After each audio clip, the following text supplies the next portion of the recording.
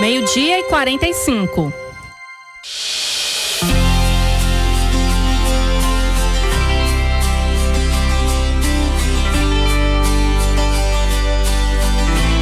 Olha só, hoje nós começaremos uma jornada de descoberta e compreensão do transtorno do espectro autista, uma condição complexa que afeta indivíduos de maneiras únicas e variadas. Nessa série, nós vamos explorar os diferentes aspectos do autismo, desde a sua definição e sintomas até as experiências e desafios vividos por aqueles que estão juntamente com os autistas e suas famílias.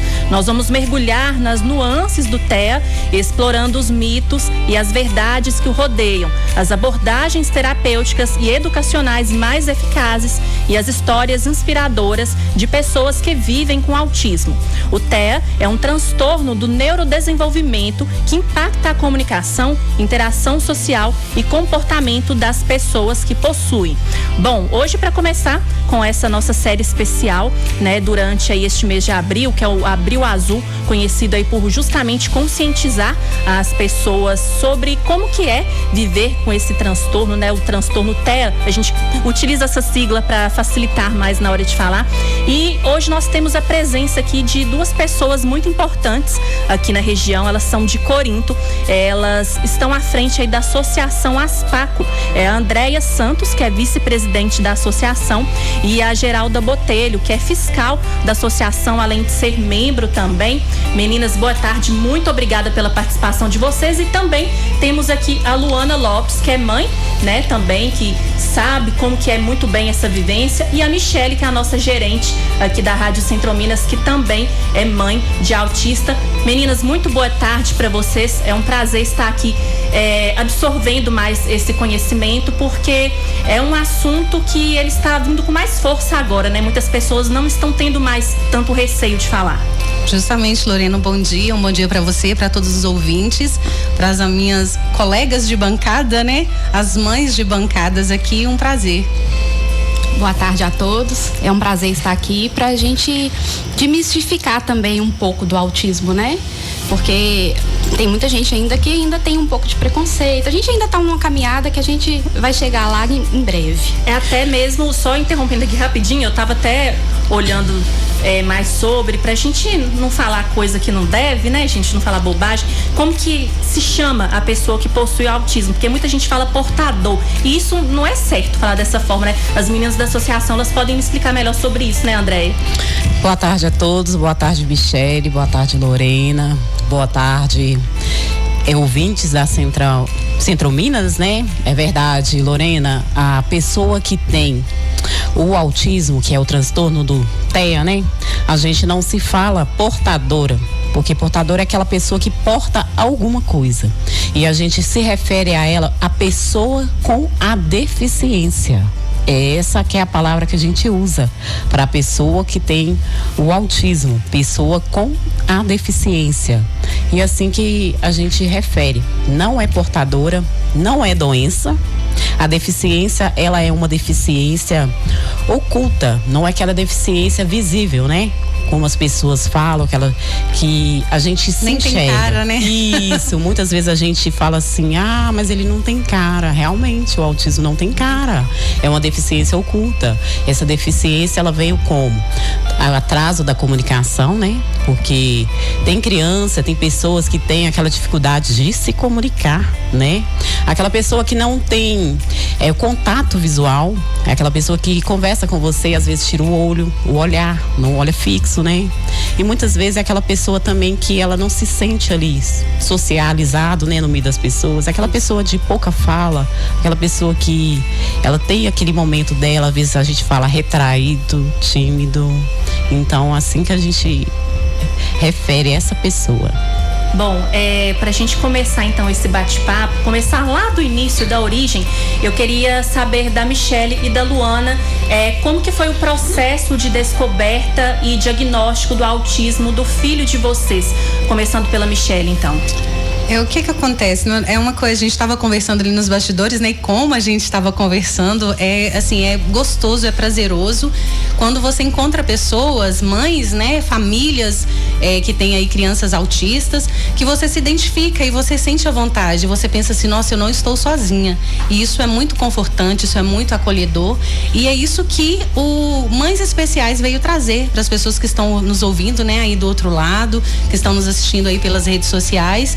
Esse acolhimento, né, que eu acho que é a palavra fundamental quando a gente tem um diagnóstico de autismo.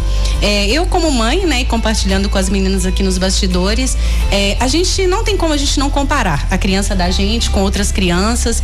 Eu falo assim que é impossível. A pessoa que fala que não compara, às vezes não compara, às vezes não tem aquela, no seu íntimo ela tem essa comparação, às vezes ela não verbaliza isso, mas ela faz essa comparação. E eu comparava, eu falava assim, nossa, meu filho, eu tenho hoje um filho de 5 anos, o Enzo, e ele foi diagnosticado com autismo.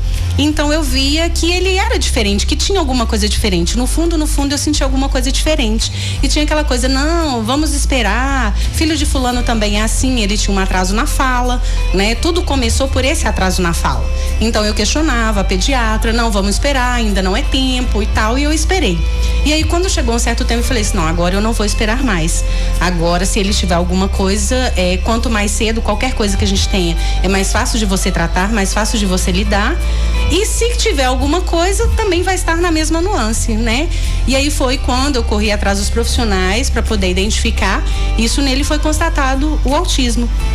E aí foi aquela batalha, né? Eu pensei, nossa, meu filho até então ele era um autista não verbal, que é a criança autista que ela não fala. Então ele só se comunicava por gesto, puxando a gente. E assim, a gente como mãe, né? Como família, você entende o seu filho, você conhece o seu filho.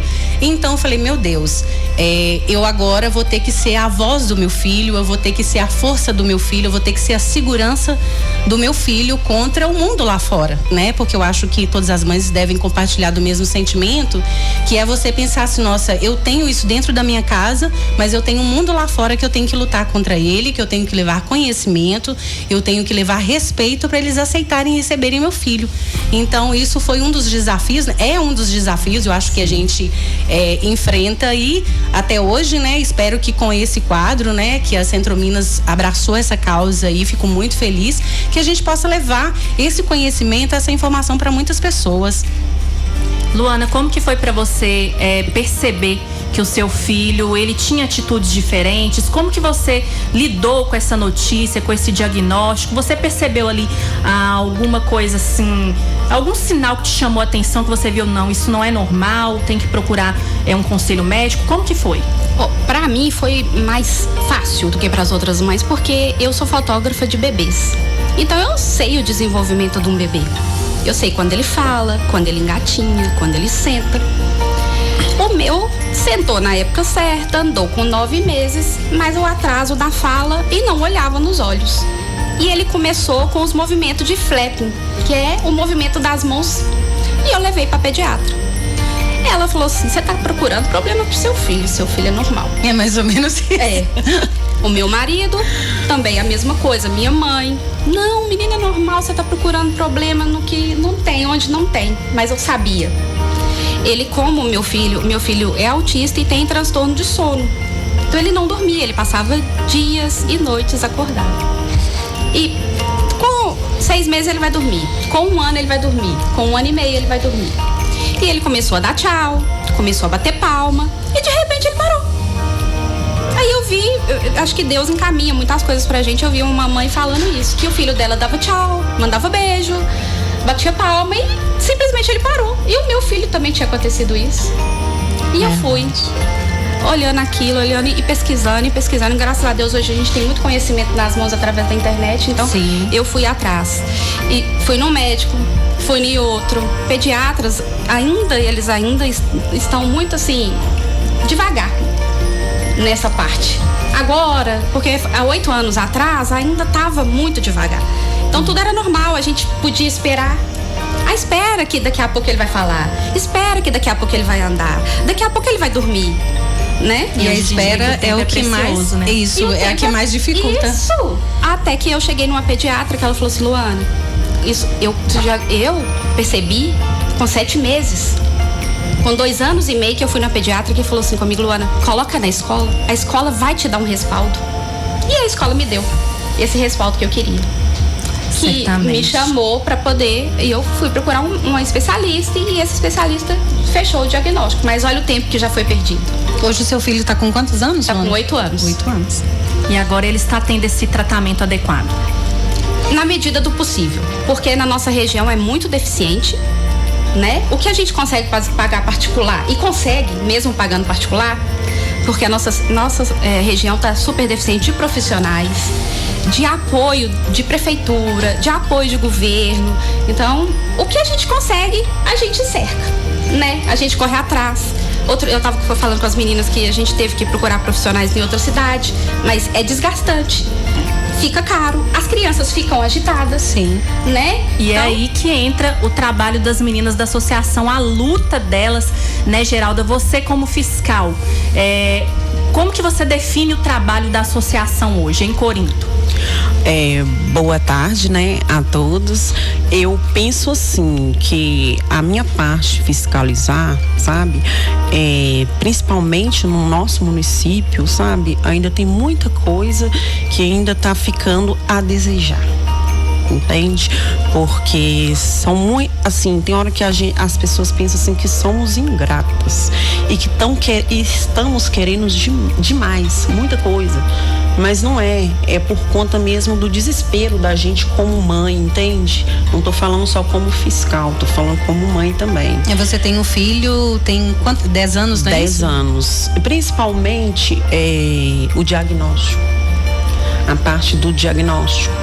Muitas das vezes a gente perde muito tempo nessa espera desse diagnóstico, porque às vezes você vai assim ao médico e é muito rápido, tem hora, mas muitas das vezes é bem demorado. E o sofrimento de uma mãe, de uma criança, passa muito tempo, você vê que perdeu muito tempo. Então, assim, como fiscal, tinha que ser, se fosse assim, levar mesmo ao pé da letra, teria que ser tudo fiscalizado.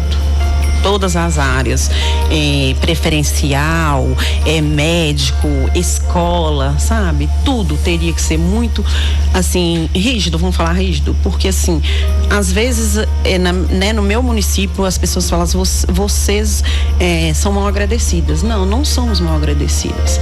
Nós estamos cobrando o que é direito, certo? Então, assim, eu penso principalmente no diagnóstico também. Nas escolas, questão da saúde, como a Luana falou, né? As terapias, que é uma demanda muito grande, né? O autista, ele não é só neuro, ele é fono, ele é nutricionista, ele é psicólogo, ele é psiquiatra. Vai abordar aqui no decorrer do mês, porque é muito mais do que só ser um diagnóstico. Tem uma rede muito enorme por trás disso. Isso. E por isso eu queria perguntar a vocês o seguinte: quanto tempo que vocês já têm de associação lá em Corinto e qual trabalho vocês estão desenvolvendo no momento, até mesmo para os ouvintes tomarem conhecimento e procurarem, porque muitas pessoas não sabem, né, da associação também. Falando da associação, a associação ASPACO, né? Associação Super Pais de Corinto, a gente tá com quase um ano, né? Quase. Porque a nossa associação, ela foi registrada 4 de setembro de 2023. Ela ainda é nova. E antes da associação, a gente já tinha um grupo, né? Um grupo de mães que elas estavam na luta, né? Para poder reivindicar e cobrar os seus direitos. E a nossa batalha começou aí, com esse grupo sempre indo, buscando a prefeitura, a saúde, a educação, a Câmara dos Vereadores e falando das nossas dificuldades. Até então que nós resolvemos formar essa associação.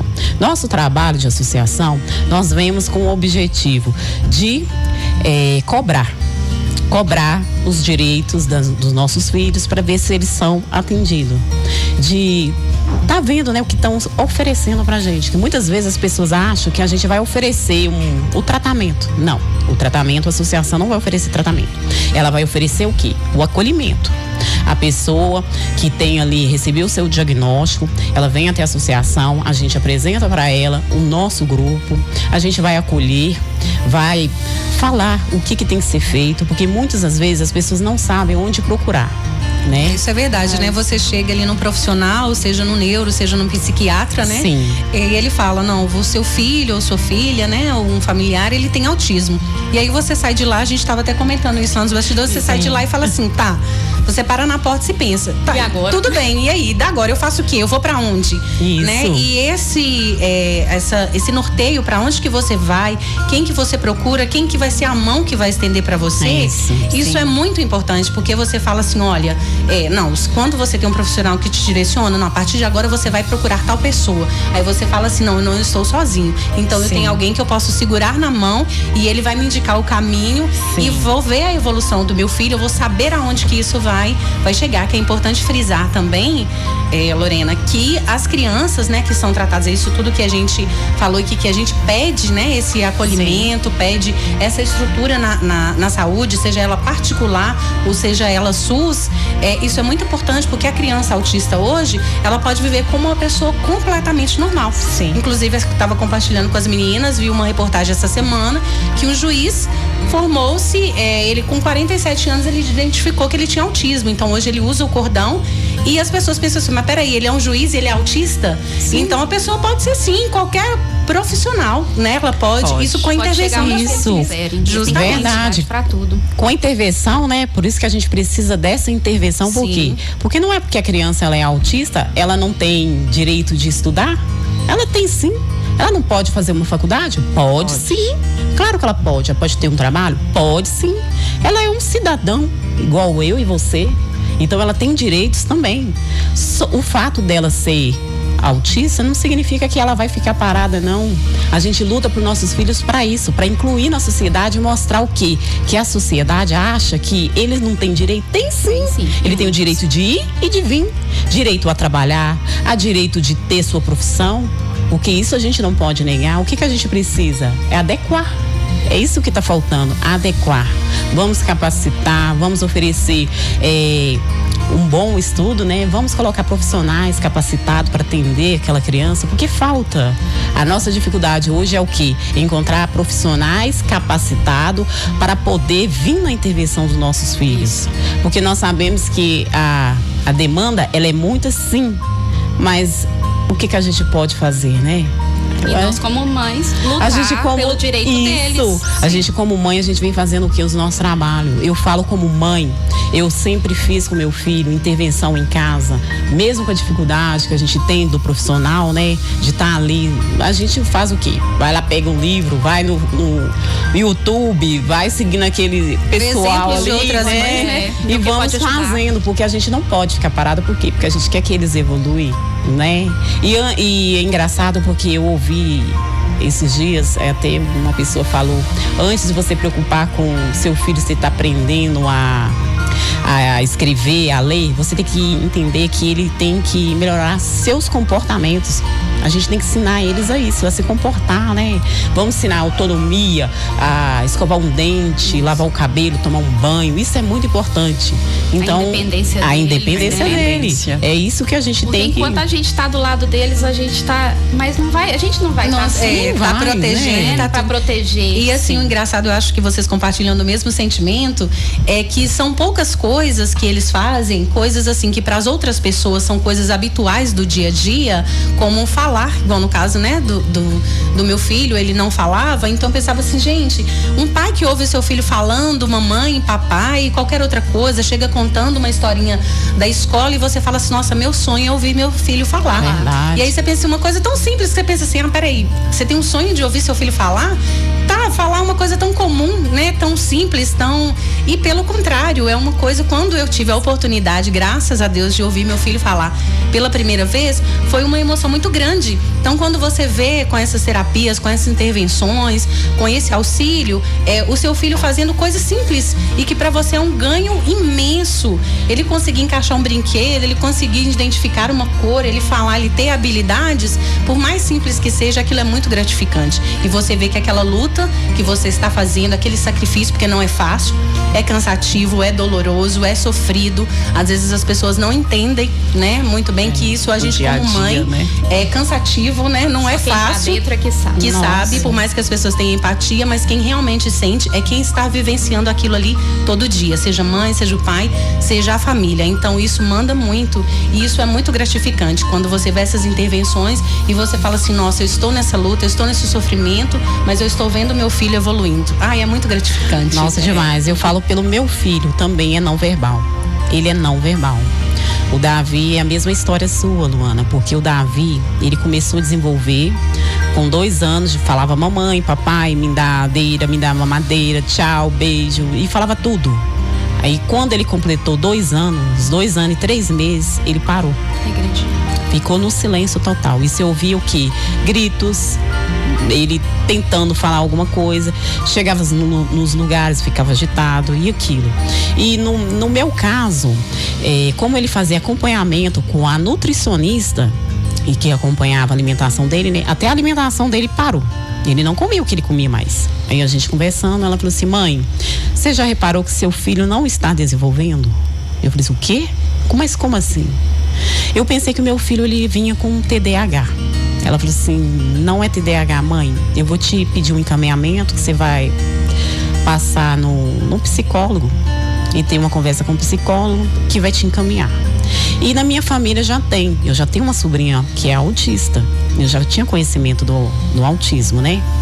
E quando eu cheguei no psicólogo, meu filho todo agitado, no começo também, ele falou assim, eu não sei o que seu filho tem, mas ele tem alguma coisa. Foi encaminhado para fonoaudiólogo. Na época ela encaminhou pro neuro, né? Pra dar uma olhada. Aí é que a gente vê essa falta de manejo, né? Isso aí. Aí o que eu fui no neuro, mas não tinha neuropediatra. Em Curvelo nem tinha na época, que tá surgindo agora, né, gente? Sim, agora. Então só tinha um neuro, já adulto, que olhou, pediu alguns exames, meu filho não deixou fazer esses exames. Voltei. Aí o que acontece? Mas ele colocou lá que no relatório do meu filho, ele precisava de um psicólogo e de um psiquiatra avaliasse. Nessa ida pro psiquiatra, que o psiquiatra pegou e falou assim, mãe, seu filho tem autismo. Ele não me deu o laudo de primeira, né? Porque depois trocou o psiquiatra, né? Aí o outro psiquiatra já veio e já me deu o laudo. Não, mãe, é autismo sim. Então aí que começou a minha batalha, a minha luta. Começou daí. E o grupo, eu falo que o grupo de acolhimento é bom por isso, porque dali você vai conhecendo pessoas, que as pessoas vão te indicando. No meu caso, o psicólogo me encaminhou para a Carmen, que é hoje a presidente, né, da associação. E ali a gente foi montando um grupo com poucas pessoas. Dali o grupo foi crescendo. E ali a gente começou a compartilhar o que estava acontecendo, o que estava sentindo. A gente chorava, a gente falava tudo e se reunia contando as histórias, né? E dali que surgiu essa associação. Bate-papo tá muito gostoso, mas infelizmente nosso tempo tá acabando. Acabou, na verdade. Mas meninas, eu gostaria de agradecer vocês de terem vindo lá de Corinto até aqui para falarem mais sobre essa causa, expor a associação de vocês. Os moradores de Curvelo estão caminhando para esse mesmo rumo e por isso eu gostaria que antes de encerrar vocês deixassem o contato da associação, né, para que essas pessoas que estão nos ouvindo possam tirar dúvidas ou até mesmo se orientar com relação a alguma coisa. O contato da associação eu vou deixar, pode procurar a página da ASPACO no Instagram, a Associação Super Paz Autismo, né? Pode estar entrando em contato lá, chamar no direct, que a gente entra em contato sim. Eu quero falar o seguinte para a Luana, que está aí no caminho da associação, não desista. Eu sei que empecilhos elas vão surgir, mas não desista não, porque é prazeroso você fazer algo pro próximo. E quando a gente dedica ali aquele tempo ali para ajudar alguém, a gente sabe que Deus nos está abençoando. E isso é um trabalho bonito. E a gente tem sim que falar para a população de Curvelo, de toda a região, sobre o autismo, não se calar, é cobrar seus direitos. Eu aconselho vocês, tem direito sim, o direito é para ser respeitado. É correr atrás, mesmo que eles, não pode isso, pode sim, tá na lei. A lei, nós temos a lei Berenice Piana que dá-nos esse respaldo. Então, o autismo é uma deficiência com todos os seus direitos para ser cumprido. A sociedade tem dificuldade de entender. Muitas vezes vão ver a gente como inimiga. Porque quando você monta a associação, eles acham que você é inimiga. E nós não somos inimigos de ninguém. Nós estamos fazer valer o direito. Nós somos agradecidos por tudo que temos. E graças a Deus, Corinto tem avançado. Nós buscamos parcerias, sim. E é muita cobrança, muita luta. Nós temos o centro de atendimento que está sendo construído, está assim. Nós temos sonhos de ver eles profissionais lá atendendo. Esse é o sonho nosso e nós vamos cobrar sim para que tenham profissionais capacitados, qualificados para dar o atendimento para nossos filhos. Eu sempre falo isso, porque é nosso dever e é a nossa missão. Carrega isso para você. Muito obrigada, mas a nossa já está encaminhada. Se Deus quiser, em poucos dias vai estar tudo resolvido. Graças a Deus. Luana, também muito obrigada pela sua presença aqui. Michele também. E aguardo vocês no próximo episódio. Posso fazer um convite aqui? Pode, claro. Eu vou deixar o convite aberto, porque nós vamos ter agora em abril, né, dia 24 de abril, a roda de conversa de mães. E eu aguardo vocês lá, estão todos convidados, porque vai ser 1 hora na Câmara Municipal de Corinto, e eu gostaria que vocês fossem lá para participar desse papo com a gente. Michele, vai lá com a gente. Pode deixar, eu vou relembrar aqui no jornal. Vão lá, gente, meninas, vão lá aqui, conversar com a gente, contar histórias. Já vou agendar pra gente ir dando spoiler no jornal. Isso, nós aguardamos vocês lá, tá bom? A gente extrapolou um tempo aqui, Lorena, mas eu não poderia deixar de finalizar esse bate-papo aí dizendo uma coisa: inclusão e respeito não deveria ser cobrado. É verdade. Isso, verdade. Até o próximo. Até o próximo. Obrigada.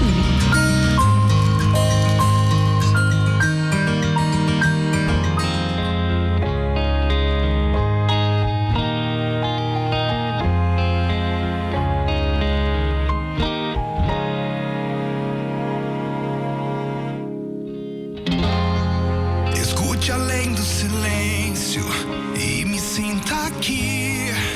Não me exclua, me acolhe, eu também existo sim. Você ouviu Jornal Centro News. De volta segunda. Na Centro Minas FM. Tudo que eu gosto de ouvir.